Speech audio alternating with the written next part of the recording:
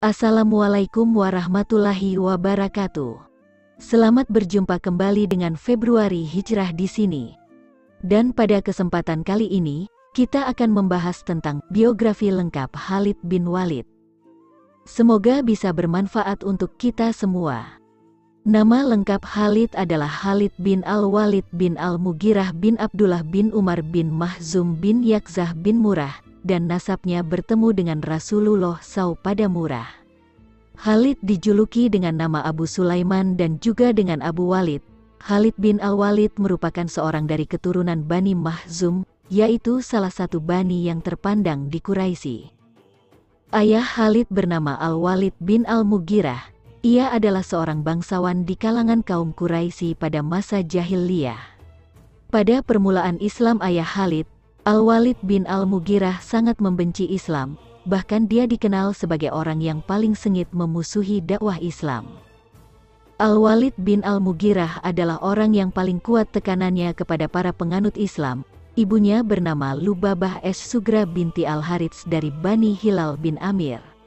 Ia adalah saudara perempuan Ummul Mukminin. Khalid bin Al-Walid lahir di Makkah dan ia memiliki beberapa saudara, di antaranya yaitu: pertama, Imarah bin Al-Walid. Kedua, Hisham bin Al-Walid. Ketiga, Al-Walid bin Al-Walid yang ikut serta dalam perang Badar sebagai pasukan musuh atau musyrik. Kemudian ditawan oleh Abdullah bin Jahsy. Ada pula yang menyebutkan ditawan oleh Salik Al-Mazini Al-Ansari. Al-Walid akhirnya bebas dari tawanan karena telah ditebus oleh Hisham. Al-Walid bin Al-Walid saat tiba di Makkah, ia memproklamasikan keislamannya dan ia ikut serta bersama Rasulullah dalam umrah qada. Keempat, Fatimah binti Al-Walid bin Al-Mughirah. Khalid bin Al-Walid sendiri adalah paman Umar bin Khattab dari pihak ibu. Sewaktu masa kanak-kanak, Khalid bin Al-Walid pernah bergulat dengan Umar bin Khattab. Khalid mampu mengalahkan Umar dengan mematahkan tulang betisnya. Masing-masing dari keduanya memiliki postur tubuh yang sama, wajah mereka berdua juga tampak mirip. Umar bin Khattab juga lahir di Makkah 13 tahun sesudah kelahiran Rasulullah. Keluarga Khalid bin Al-Walid memiliki kedudukan penting dan terhormat di kalangan suku Quraisy. Ayah Khalid bin Al-Walid, yaitu Al-Walid bin Al-Mughirah, adalah seorang tokoh utama di kalangan Bani Makhzum, dan ia merupakan seorang hartawan yang selalu memberi makan para jamaah haji di Mina dan melarang mereka memasak selain dirinya. Ia juga membiayai seluruh jamaah haji dalam jumlah besar, sehingga ia mendapat julukan Raihanah Quraisy, penghidupan rezeki kaum Quraisy.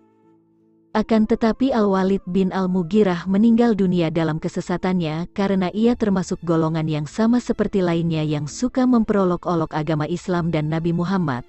Sebagaimana yang disebutkan dalam firman Allah, sesungguhnya kami memelihara kamu daripada kejahatan orang-orang yang memperolok-olok kamu. Surah Al-Hijrah ayat 95. Al-Walid meninggal dunia karena anak panah yang menancap pada dirinya hingga membuat terluka parah dan mengakibatkan ia meninggal dunia.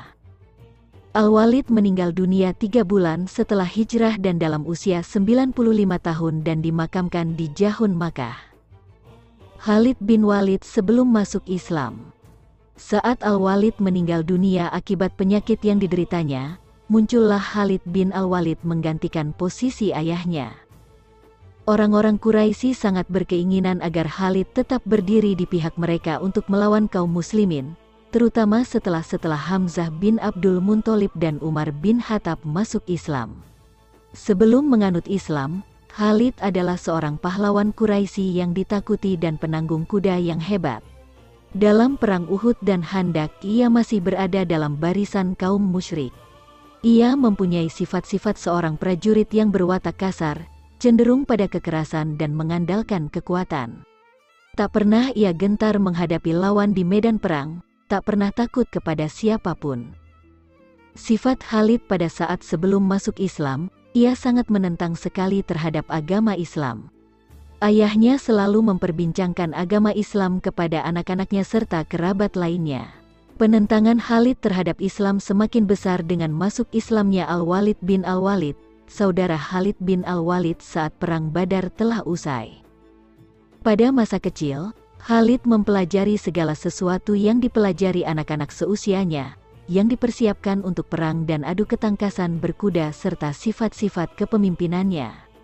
Khalid bin Al-Walid tumbuh dan berkembang dalam lingkungan yang terhormat dan paling kaya dalam komunitas masyarakatnya.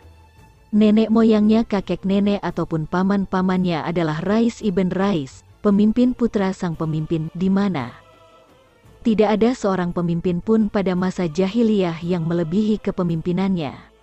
Ketika memasuki usia remaja, Khalid bin Al-Walid merasakan sedikit kesombongan karena ia adalah putra seorang pemimpin. Karena ayahnya adalah seorang pemimpin dan tokoh utama Bani Makhzum yang merupakan salah satu marga terpopuler dan terkuat di kalangan suku Quraisy.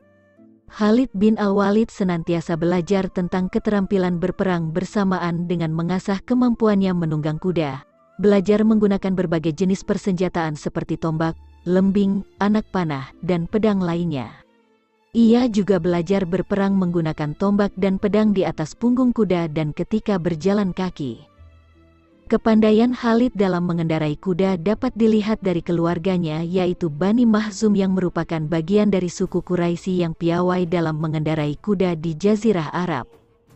Selain itu, Bani Makhzum juga telah mempersiapkan lingkungan yang kondusif bagi tumbuh dan berkembangnya Khalid sebagai komandan militer ternama. Dari ayahnya, Khalid bin Al-Walid mendapat pelajaran pertama tentang seni dan strategi berperang.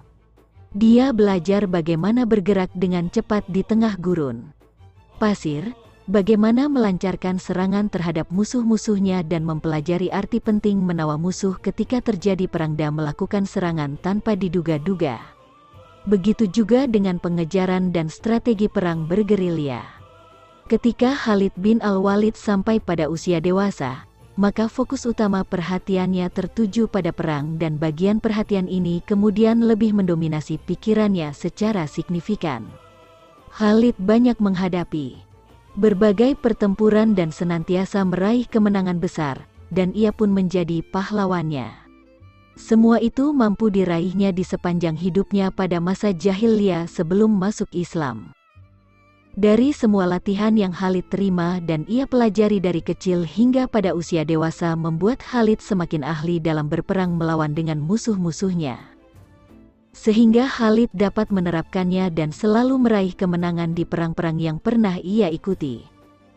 Pertempuran pertama yang diikutinya bersama kaum Quraisy dalam memerangi kaum Muslim adalah Perang Uhud yang terjadi tahun ketiga Hijriah pada hari Sabtu tanggal 7 bulan Syawal, 30 bulan setelah Nabi Muhammad berhijrah. Uhud merupakan sebuah nama pegunungan yang berada di Madinah. Perang Uhud ini merupakan serangan balas dendam terhadap pasukan umat Islam karena kaum Quraisy yang telah kalah dalam perang sebelumnya, yaitu Perang Badar yang dimenangkan oleh umat Islam. Kaum kafir Quraisy berhasil menyusun kekuatan yang terdiri dari 3.000 personil untuk menyerbu Madinah. Jumlah tersebut sudah termasuk 100 laki-laki dari Bani Saqif. Mereka pergi dengan penuh persiapan dan penuh persenjataan. Mereka menggiring 200 ekor kuda dan membawa 700 zirah serta 3.000 ekor unta 12, dan Abu Sufyan bertindak sebagai panglima perang. Kaum perempuan Quraisy juga ikut serta dalam perang tersebut, jumlah mereka sebanyak 15 orang dan bersama suami mereka. Istri-istri mereka sebagai penjaga agar mereka tidak melarikan diri dari medan perang. Setelah Khalid bin Walid masuk Islam, Khalid menjalani hidupnya dengan mengikuti banyak pertempuran demi mendapatkan kesyahidan. Ia sering mengancam musuh-musuhnya dengan mengatakan bahwa ia memiliki orang-orang yang siap untuk mati ataupun hidup. Dalam banyak pertempuran yang ia ikuti, Khalid selalu selamat dari kematian. Khalid pernah dilengsarkan sebanyak 2 kali. Yang pertama, ia pernah dilengsarkan dari jabatannya dari komandan pasukan dalam Perang Yarmouk. Yang kedua, ia pernah dilengsarkan oleh Umar bin Al-Khattab dari wilayah Kansarin yang dikuasakan kepadanya oleh Abu Ubaidah sebagai bentuk pembagian ganimah yang dilakukan dengan tanpa merujuk terlebih dahulu kepada sang khalifah. Setelah dilengsarkan, Khalid menghabiskan hari-harinya di rumah miliknya, ia hidup di sana selama 4 tahun bersama keluarga besarnya. 40 putranya meninggal dunia saat terjadi wabah penyakit menular. Wabah penyakit amwas telah menyerang anak-anak Khalid hingga meninggal. Wabah ini terjadi di sebuah perkampungan kecil di Palestina terletak di antara Ramallah dan Baitul Maqdis. Wabah ini terjadi pada masa Khalifah Umar bin Khattab tahun 18 Hijriah pasca penaklukan Baitul Maqdis. Wabah ini juga menyebabkan sejumlah sahabat Nabi meninggal, di antaranya Abu Ubaidah, Mu'az bin Jabal, Yazid, dan Darar. Perjalanan karir Khalid bin Al-Walid berakhir dengan munculnya surat pelengseran dirinya dari wilayah Kansarin sebagai komandan militer pada tahun 17 Hijriah. Khalid menderita sakit ketika berumur 58 tahun, penyakit tersebut berlangsung cukup lama dan membuat kondisi kesehatan semakin memburuk. Ia senantiasa terbaring di atas tempat tidurnya. Saat ajal menjelang, Khalid bin Al-Walid merasa ada sesuatu yang selalu merisaukan pikirannya, yaitu bila ia mati di atas tempat tidur, padahal ia telah menghabiskan seluruh umurnya di atas punggung kuda perangnya, dan di bawah kilatan pedangnya. Dan ia sempat berkata, "Aku telah berjuang dalam banyak pertempuran demi mencari kematian secara syahid. Tidak ada tempat di anggota tubuhku ini melainkan terdapat bekas luka tebasan pedang, tusuk dari tombak, sayatan, atau bekas luka terkena anak panah. Meski demikian, inilah aku sekarang, aku akan mati di tempat tidur layaknya seekor unta tua yang mati, semoga mata para pengecut tidak pernah tertidur."